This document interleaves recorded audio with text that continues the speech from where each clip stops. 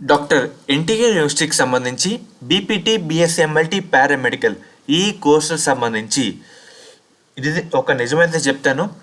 చాలామంది ఒక అట్రాక్ట్ అయితే అవుతారు.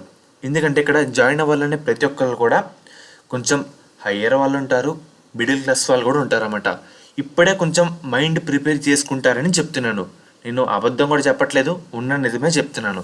అదేంటంటే మీరు జాయిన్ అయ్యే ముందు పలానా కాలేజ్ వాళ్ళు ఏదైనా సీట్ వస్తాయి, మీకు ఏ కాలేజ్ వచ్చినా ఫీజు రీయింబర్స్మెంట్ అయితే పడిపోతుంది అని అంటారన్నమాట.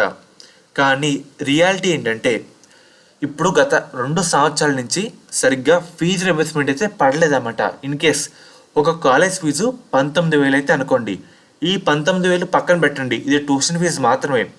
సపరేటు హాస్టల్ ఫీజు ఉంటుంది, ఎవరైతే హాస్టల్లో ఉండే విద్యార్థులు ఉంటారో, అండ్ అలాగే మెస్ ఫీజు కూడా ఉంటుంది. బుక్స్కి ఇంత కట్టాలి, ఎగ్జామ్కి ఇంత కట్టాలి, యూనిఫామ్కి ఇంత కట్టాలి, ఇంతంత ఒక ఫీజు అయితే కలెక్ట్ చేస్తారన్నమాట. అండ్ చాలామంది పేరెంట్స్, విద్యార్థులు ఏమనుకుంటారంటే ఫీజు రీయింబర్స్మెంట్ వస్తుంది కదా, మనకి గవర్నమెంట్ రిలీజ్ చేస్తుంది కదా అని అనుకుంటూ అయితే ఉంటారు. మనకి అలా అనుకుంటే రోజులు వెళ్తూ ఉంటాయి తప్ప మనకి ఫీజు రీయింబర్స్మెంట్ అయితే రాదు. ప్రజెంట్ ఉన్న ఫ్యాక్ట్ అయితే చెప్తున్నాను. ఇప్పుడు చాలామంది విద్యార్థులు, నేను ఒక విద్యార్థి మొన్న రేడియాలజీ గురించి ఒక స్టూడెంట్స్తో మాట్లాడాను కదా, వాళ్ళ కాలేజ్లో ఇంకా ఫీజు రీయింబర్స్మెంట్ అయితే రాలేదన్నమాట. వాళ్ళు ఎగ్జామ్ గురించి ముందుకు వెళ్తే వాళ్ళ స్టాఫ్, కాలేజ్ వాళ్ళు కూడా ఆపేయడం జరిగింది. తర్వాత వాళ్ళు మళ్ళీ ఏపీఎస్ఎఫ్ వీళ్ళు ఉంటారు కదా, స్టూడెంట్స్ హెడ్ ఏమన్నా వాళ్ళు చూసుకుంటారు కదా, వాళ్ళకి ఫోన్ చేస్తే వాళ్ళు వచ్చి ఎగ్జామ్ అయితే రాయిపించారన్నమాట. అండ్ అలాగే కొన్ని ఫిజియోథెరపీ కాలేజీలు ఏంటంటే ఫుల్ ఫీజు స్టార్టింగ్లో అయితే వసూలు చేస్తాయి, మళ్ళీ వాళ్ళకి ఇబ్బంది పడకుండా. ఇలా చెప్తున్నాను. ఇన్ కేస్ ఎవరైతే ఈ అకాడమిక్లో జాయిన్ అవుతారో మెయిన్గా మీరు ముందే ప్రిపేర్ అవ్వండి. మీకు ఫీజు రీయింబర్స్మెంట్ అయితే టైంకి అయితే పడదు. మీ ఇంట్లో కూడా ముందే చెప్పండి, ముందే అమౌంట్ కూడా కొంచెం పక్కన పెట్టుకుంటే సేఫ్గా అయితే ఉంటారు. హోప్స్ పెట్టుకొని మళ్ళీ డల్ అవుతే మీరు ఇబ్బంది అయితే పడతావైతే ఉంటారన్నమాట. అర్థమవుతుంది కదా. ఫీజు రీయింబర్స్మెంట్ అయితే టైంకి రాదు. ఇన్ కేస్ టైంకి వచ్చినా టైంకి అయితే చాలా అంటే చాలా లేట్ అయితే కావడం జరుగుతుంది.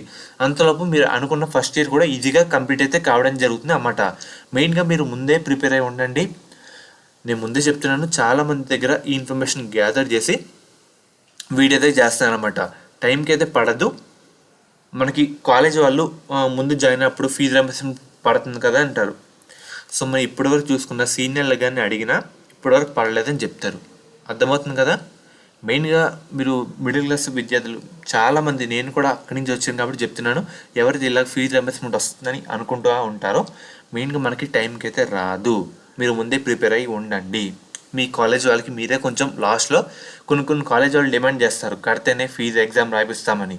అప్పుడు మీరు లాస్ట్కి ఏం చేయాలి, కట్టాల్సి వస్తుంది అన్నమాట. అందుకు చెప్తున్నాను, ముందే మీరు ప్రిపేర్ అయి ఉండండి. ఫీజు రీయింబర్స్మెంట్ వస్తే మీ అకౌంట్కి ఎప్పుడో లాస్ట్కి అయితే పడతాయి. అర్థమవుతుంది కదా. అంతలోపు సఫర్ అవ్వాల్సింది మీరే, ఇబ్బంది పడాల్సింది మీరే.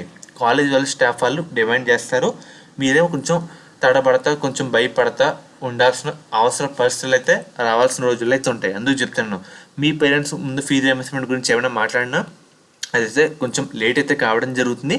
సో చాలా ఫండ్స్ అయితే హోల్డ్ అయితే ఉండిపోయినాయి అన్నమాట. అర్థమవుతుంది కదా. నేను అందుకే చెప్తున్నాను, కొంచెం ప్రిపేర్ అయ్యి ఉండండి. టెన్షన్ పడకుండా ముందే కూడా కొంచెం ఇంట్లో చెప్పుకుంటే వాళ్ళు కూడా ఆలోచిస్తారన్నమాట. ఎందుకంటే ఒక స్టూడెంట్ జాయిన్ అవ్వాలంటే సంవత్సరానికి ఎంత అవుతుంది, సపోజ్ ఇద్దరు పిల్లలు అయితే ఉంటారు, సంవత్సరానికి 2 పిల్లలకి ఎంత అవుతుంది అంతా క్యాలిక్యులేట్ చేసుకొని కొంచెం ముందుకైతే వెళ్తారు కదా. అందుకు చెప్తున్నాను, ఫీజు రీయింబర్స్మెంట్ టైంకి అయితే పడుతూ కొంచెం మీరు కూడా ఇంట్లో చెప్పాల్సి ఉంటే ఇది కూడా చెప్పుకోండి. చాలా లేట్ అయితే కావడం జరుగుతుంది, టైం కూడా అవుతుందన్నమాట. సో ఫ్రెండ్స్, ఇది ఈరోజు వీడియో. ఫర్దర్ ఎటువంటి అప్డేట్ వచ్చినా మీకు ఫర్దర్ జాయిన్ అయిన తర్వాత కూడా ఫీజు రీయింబర్స్మెంట్ సంబంధించి డేట్ కన్ఫర్మ్ అయినా మీకు అయితే అప్డేట్ అయితే ఇవ్వడం జరుగుతుంది. ముఖ్యంగా శాస్త్ర కాలేజ్ అన్నమాట. ఈ కాలేజ్ కూడా మనకి నెల్లూరులో అయితే ఉంది. వీళ్ళు ప్రొవైడ్ చేసే కోర్సుల విషయానికి వస్తే కనుక నర్సింగ్, ఫిజియోథెరపీ, బీఫార్మసీ. మనకి ఇన్ కేస్ కన్వీనర్ కోటాలో సీట్ వస్తే గవర్నమెంట్ అందించి 38,000 ఫీజు రీయింబర్స్మెంట్ కాకుండా 20,000 కట్టి మనం ఈ కాలేజ్లో జాయిన్ అయితే అవ్వచ్చు. అదే మేనేజ్మెంట్ కోటా కింద సీట్ వస్తే కనుక మనకి ముఖ్యంగా నర్సింగ్కి 70,000, ఫిజియోథెరపీకి 70,000, బీఫార్మసీకి 65,000 కట్టి మనమైతే జాయిన్ అయితే అవ్వచ్చు అన్నమాట. ఈ విధంగా ఫీజు డీటెయిల్స్ అయితే ఉన్నాయి. ఎలా కాంటాక్ట్ అవ్వాలి, ఎలా జాయిన్ అవ్వాలంటే ముఖ్యంగా మీకు స్క్రీన్ మీద కనిపిస్తున్న ఒక నెంబర్కి అయితే కాంటాక్ట్ అయితే అవ్వండి. వాళ్ళైతే మమ్మల్ని డీటెయిల్గా గైడ్ చేస్తారు.